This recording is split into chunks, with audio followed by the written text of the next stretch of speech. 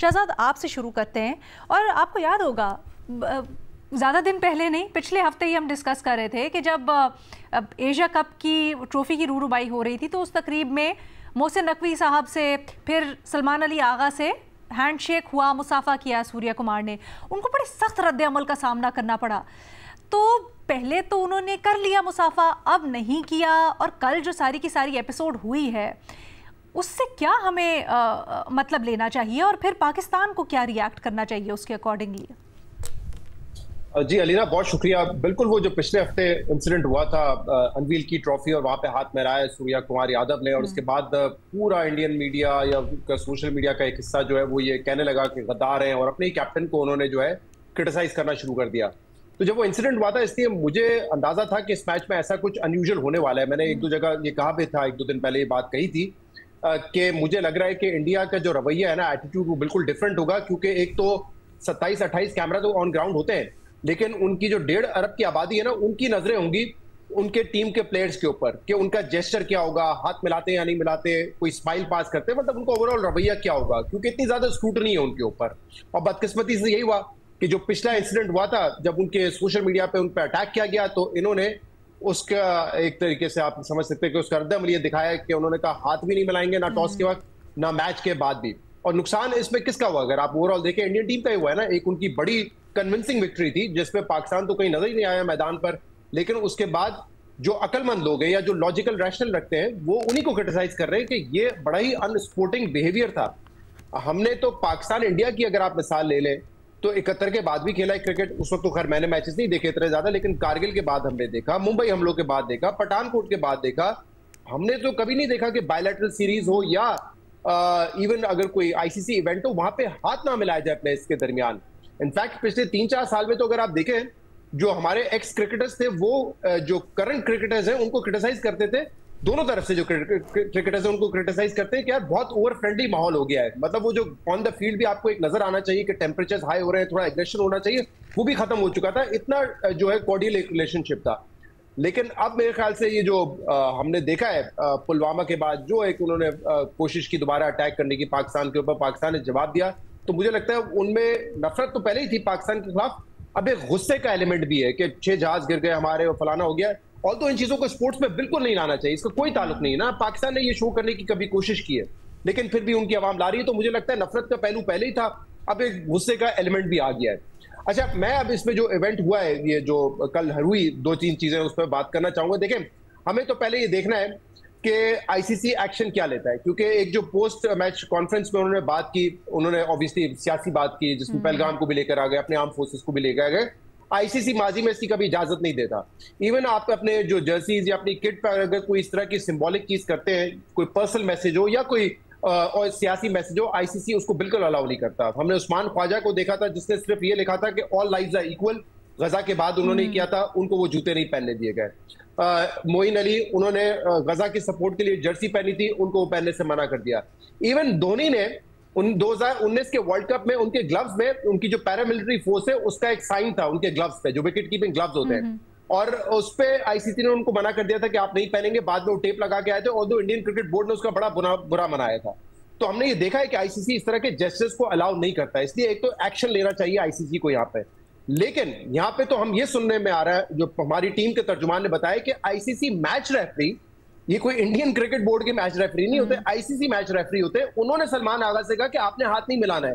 I mean, can you imagine कि ICC और उनका जो उनके जो भी ऑफिशियल्स हैं वो कितना ज्यादा बीसीसीआई के अंडर प्रेशर में होंगे, क्योंकि ऑब्वियसली रिक्वेस्ट तो इंडिया की तरफ से ही गई होगी ना, बीसीसीआई की तरफ से गई होगी कि हाथ नहीं मिलाएं, जो आईसीसी ने कन्वे की।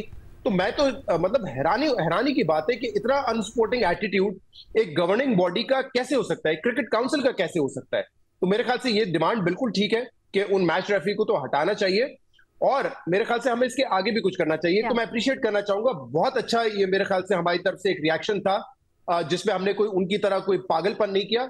हमने सिंपली कहा कि पोस्ट मैच प्रेस कॉन्फ्रेंस होती है, उसका हम हिस्सा नहीं बनेंगे। तो ये मेरे ख्याल से बड़ा जरूरी होता है, और हम अपना जो है अपना रद्द-ए-अमल या अपना एहतजाज रिकॉर्ड नहीं करवाते। तो बड़ा अच्छा किया हमने, कल पूरी दुनिया को ये हमने बताया कि अगर आपका इतना अनस्पोर्टिंग रवैया होगा ना, तो हम फिर जो है ज्यादा एंटरटेन नहीं करेंगे आपके प्रेस को, आपके मीडिया को या ऑफिशियल्स को, क्योंकि everyone is waiting. Mind you post match press conference में इतने सारे इश्तेहारात लगे होते हैं, आपके स्पॉन्सर्स होते हैं वहां, आप आके बात करते हैं और नॉर्मली जो भी कमेंटेटर होता है अनाउंस करता है वो स्पॉन्सर्स का नाम लेता है। You are boycotting that event. मेरे ख्याल से that should continue in the next match, अगर इंडिया का यही रवैया रहता है। और मेरे ख्याल से जैसे आपने पूछा, मेरी एक सजेशन ये होगी कि जो हमारे प्लेयर्स हैं, अगर इंडिया के साथ हमारा दोबारा मैच होता है जिसके चांसेस ज्यादा हैं, तो हमें एटलीस्ट काली पट्टी बांध के ब्लैक आर्म बैंड्स पहनने चाहिए और एहतजाज रिकॉर्ड कराना चाहिए of the unsporting attitude of Indian players जो उन्होंने किया है। तो ये हमें, ताकि दुनिया देखे ना तमाशा जो उनका बने, तो वो हमें जरूर दिखाना चाहिए। अब कल मैं देख रहा था विक्रांत गुप्ता साहब ने, जो अभी कुछ अर्से पहले पाकिस्तान में जब चैंपियंस ट्रॉफी हुई यहाँ पे आए थे, एक बात मैं मुकम्मल करूं, बड़ा उन्होंने एंजॉय किया पाकिस्तान आके। उन्होंने कल एक ट्वीट किया हुआ था कि सूर्या कुमार यादव हमारा हीरो है।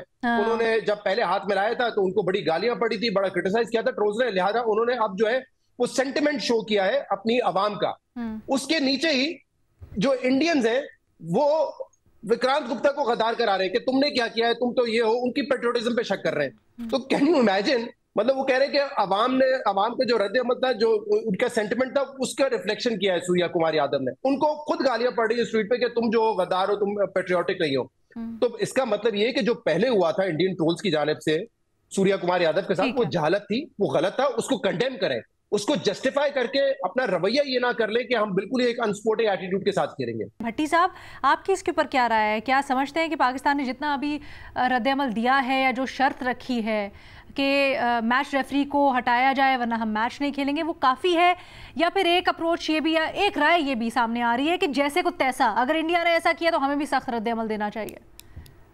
मैडम शेख, मुझे इस पर कोई एतराज़ नहीं कि भारतीय कप्तान सूर्या यादव कुमार जो है उस अपनी जीत पहलगाम दहशतगर्दी के नाम करता है। दहशतगर्दी जहाँ भी हो हमने मजम्मत की है, पहलगाम की भी मजम्मत की है, तो उसके पहलगाम के नाम करता है दहशतगर्दी के, या मकबूजा कश्मीर में भारतीय दहशतगर्दी के नाम करता है, या भारत में अक़लियतों से होने वाली दहशतगर्दी के नाम करता है, या भारत की कनाडा, अमेरिका, पाकिस्तान में कराई जाने वाली दहशतगर्दी के नाम करता है, या ऑपरेशन संदूर के नाम करता है, या ऑपरेशन बुनियानुल मरसूस या मार्का हक के नाम करता है, या उन लाखों ख़वातीन के नाम करता है जिनके संदूर भारतीय इंतहा पसंदों ने उजाड़े।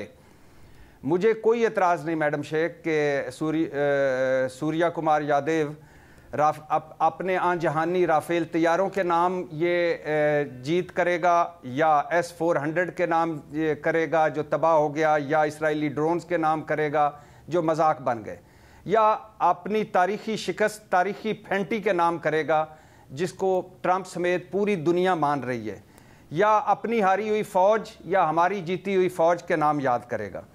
मुझे इस पर कोई एतराज़ नहीं, क्योंकि ये वो कौम है, ये वो हुकूमत है जो इतना झूठ बोलती है, इतना कौम से चीज़ों दुनिया से हक़ाइक़ छुपाती है कि अभिनंदन को हीरो बना देती है और उसे अवार्ड दे देती है। इसके बाद क्या रह जाता है?